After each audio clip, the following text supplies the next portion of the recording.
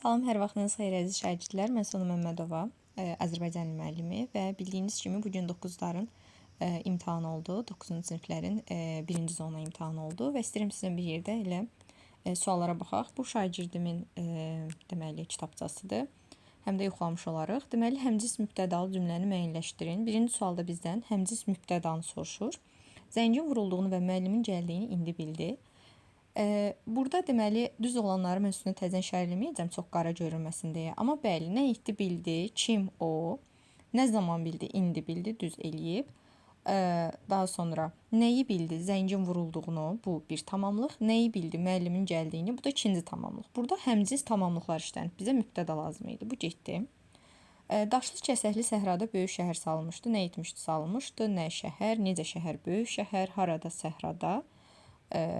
Necə kəsəkli səhrada, necə səhrada, daşlı səhrada. Bəli, bunlar da həmcins təyinlərdir. Ona görə də bu da çıxır. C-yə baxsaq, məsələn, həmişə şagirdlərimə öyrədirdim ki, hələ də öyrədirəm əlbəttə ki, əsas məsələ sintaksə aid sizə sual düşürsə, uşaqlar mütləq şəkildə, yəni bəri başdan eləmək lazım deyil. Məsələn, biz ilk baxışda bunu təyin götürə bilərik də çaşıb. Ona görə də biz mütləq normal sintaktik təhlil eləməliyik. Xəbərimi tapıram, nə edirdi, axışırdı, kim axışırdı, böyük, kim axışırdı, kiçik. İsimləşmiş sifətdir, yəni böyüklərdə axışır meydana, kiçiklər də axışır. Bu isimləşmiş sifətdir və mübtəda vəzifəsində elə həmcins mübtədadır, ona görə də düz yazıb şagirdim. Həmcins mübtədalarımızı tapdıq. Dünəndən nə yatır, nə dincəlirdi, o yatır, o dincəlir, həmcins xəbərlərdir, bizə xəbər lazım deyil idi. Səhər açılar açılmaz, bağçanı və həyəti səliqəyə saldı. Nə etdi, səliqəyə saldı, kim o? Mübtəda yoxdur, nə zaman? Səhər açılar açılmaz zərflik. Haranı biz bilirik ki, təsirlik halda, yəni haranı sualına cavab verən sözlər tamamlıq olur. Bəli, burada həmcins tamamlıqlar var. Ona görə bizə lazım deyil və cavab olur C variantı. İkinci sualda uyğunluğu müəyyən edin. Feili bağlama hərəkətin tərzini bildirsin və zamanını bildirsin. Düşmən qorxub geri çəkildi. Burada qorxub feili bağlamadı, amma nə səbəbə geri çəkildi? Səbəb zərfli idi və yəni hərəkətin səbəbini bildirir. Ona görə A olanları çıxırıq. A bizə lazım deyil. Daha sonra Əsmər xala pəncərəyə yaxınlaşanda oğlunu gördü. Şagirdim düppədüz təhlil eləyib. Nə etdi gördü? Kim Əsmər xala, nə zaman pəncərəyə yaxınlaşanda. Feili bağlamadır və nə zaman sualına cavab verir. Əslində burada feili bağlama tərkibidir. Kaş bunu tərkib olaraq qeyd eləyərdi. Eyb yox, əsas odur zamanını bildirir. Elə şagirdim də burada həmişə dediyimiz şeyi qeyd eləyib. Deməli, burada zamanını bildirdi. Ona görə də 2-yə gedəcək, deməli, B. 2-yə B olanları saxlasaq, bunu da çıxırıq, bunu da çıxırıq. Bəli, cavabımız artıq bəllidir. Doğru yazıb. Uşaq ayağını yerə dirəyib, ayaq üstə durmaq istədi. Necə durmaq istədi? Ayağını yerə dirəyib. Burada da hərəkətin tərzini bildirir. Necə, nə tərzdə? Ana içəriyə keçər-keçməz telefon zəng çaldı. Armaz, ərməz, nə zaman içəriyə keçər-keçməz? Burada əslində ananı mübtəda götürüb, amma bu da zərflikdir bu arada. Elə belə əlavə məlumat üçün dedim. Yəni, ana içəri keçər-keçməz bir yerdə zaman zərfliyidir. Hamısı bir yerdə. Çünki burada mübtəda telefondur. Nəysə, əsas odu zaman bildirirmi? Bəli, zaman bildirir. Ona görə də 2-yə gedəcəkdir. O əllərini qoynuna qoyub bir kənarda dayanmışdı. Necə, nə tərzdə dayanmışdı? Əllərini qoynuna qoyub. Burada da hərəkətin tərzini bildirən feil bağlama tərkibi, yəni feil bağlama görürük. Ona görə də bəli, cavab olacaq A variantı. 29-da nümunələr əsasında uyğunluğu müəyyən edin. Mən gələndə yağış yağırdı. Burada maraqlı bir fakt var ki, nə edirdi? Yağış yağırdı. Baxın, yenə deyirəm, biz birbaşa baxsaydıq, məni mübtəda götürərdik. Amma elə lazım deyil. Birinci xəbərimizi tapırıq, sonra onun mübtədasını tapırıq. Nə edirdi? Yağırdı. Nə? Yağış. Yağan yağışdı, mübtədamı tapdım. Yağış nə zaman yağırdı? Qayda elib eləmədiyini yoxlamaq istədim. Yağış nə zaman yağırdı? Mən gələndə. Bəli. Burada bütöv feil bağlama tərkibidir və zaman zərfliyidir.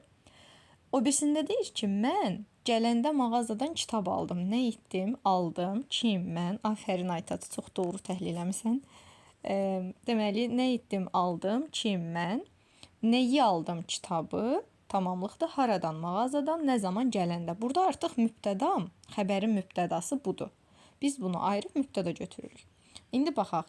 Zərfliyin mənaca 2 növ işlənib. Əlbəttə ki, bu olacaq. 2-yə gedəcək. Çünki həm yer zərfli işlənib. Burada qeyd eləyək. Bu niyə belə yazdı? Bircə dəqiqə. Deməli, həm yer zərfliyi işlənib, həm də zaman zərfliyi işlənib. Ona görə də 2-yə gedəcək A. İkiyə A olanları saxlasaq, deməli, qalır əlimizdə B və C variantları. Mübtəda isimlə ifadə olunub. Bu birinci cümləyə aiddir. Yağış isimdir. Bu birisində isə əvəzlikdir. Ona görə 1-ə gedir B. 1-ə B olanları saxlasaq, bəli, cavabımız artıq bəllidir. İkinci dərəcəli üzvlərdən yalnız bir işlənmişdir. Burada tamamlıq da var əlbəttə ki, amma burada isə zaman zərfliyi var. Ona görə də 1-ə gedir. 1-ə olacaq C. Daha sonra əmr cümləsidir. Yağırdı və aldım. İkisində də zaman şəkilçisi var və heç bir əmr cümləsi deyil, normal nəqli cümlədir. Ona görə də D variantı heç birinə getməyəcək. İlk söz cümlədə kim sualına cavab verir? Əlbəttə ki, ikinciyə gedir, çünki bu ayrıca mübtədadır. O birisi isə bir yerdə nə zaman sualına cavab verir. Və beləliklə oldu. 2-yə də Y və şagirdim düppədüz yazıb. Daha sonra 30-cu sualda hansı cümlədə mübtəda feil sifət tərkibinə ifadə olunub? Bu rəsmləri çəkən mənim böyük əmimdir. Mənim əmim üçüncü növ isim birləşmə olduğu üçün parçalamırıq. Kimdir mənim böyük əmimdir? Kim bu rəsmləri çəkən? Bəli, tamamilə doğrudur. Feili sifət tərkibidir, çünki əsas tərəf feili sifətdir və feil sifət komandasıdır. Mübtəda vəzifəsindədir, tamamilə doğrudur.